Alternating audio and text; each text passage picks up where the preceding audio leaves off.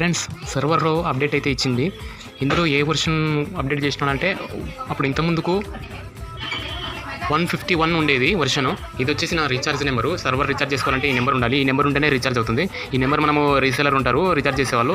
Almost north Indian వారు, foreign middle east వాళ్ళే ఈ రీఛార్జ్ అనేది చేస్తున్నారు. మిడిల్ ఈస్ట్ వాళ్ళకైతే మనం యూఎస్డీలో పేమెంట్ చేయాల్సి వస్తుంది. మన నార్త్ ఇండియన్స్ అయితే మనం రూపీస్ ఆర్డర్స్ పెట్టుకోవచ్చు. యూపీఐ పేమెంట్ చేస్తే రీఛార్జ్ చేస్తారు. ఇది రీఛార్జ్ నెంబరు, నా సర్వర్ రీఛార్జ్ నెంబరు.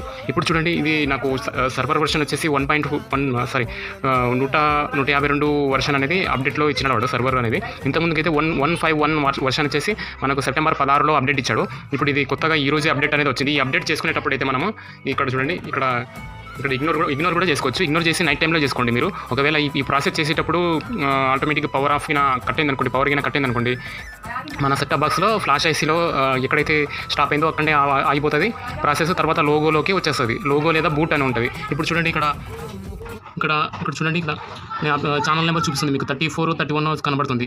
చూడండి, 31 ఉంది. చూడండి, 31 ఛానల్ నెంబర్ ఉంది. అప్పుడు అక్కడ ఏమవుతుందంటే అక్కడ బూట్లోకి వచ్చేస్తుంది. బూట్ అని వచ్చిన తర్వాత మనం ఏం చేయలేము. ఇంకా సర్వీస్ సెంటర్ మీరు ఎంతసేపు ఉన్న సర్వీస్ సెంటర్ పంపాల్సిందే.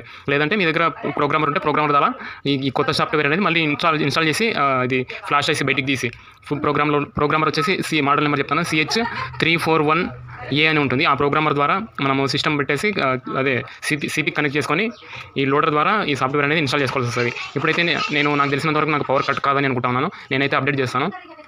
వైఫై కనెక్ట్ చేసుకొని ఉండాలి. మొబైల్ హాట్స్పాట్ లేదంటే మన ఇంట్లో ఉండే వైఫైనైనా కనెక్ట్ చేసుకొని ఉండాలి. చూడండి ఎంత స్పీడ్గా అయిపోయింది.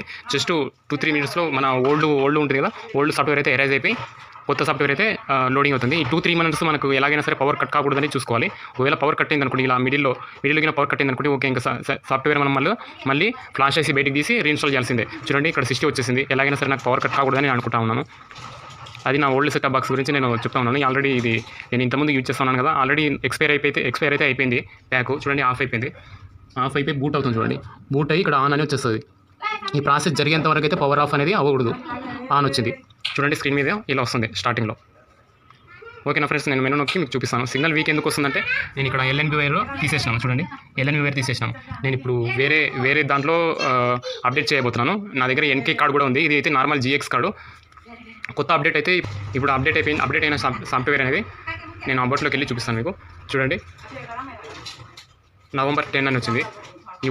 చూడండి, ఇది CCMG రిమోట్ అంటే ఇక్కడ మనకు వ్యాలిడిటీ, మనం రీఛార్జ్ చేస్తుంటే వ్యాలిడిటీ ఎన్ని రోజులు ఉంటుంది అనేది చూపిస్తుంది. ఇది నా రీఛార్జ్ నెంబరు. ఓకేనా ఫ్రెండ్స్.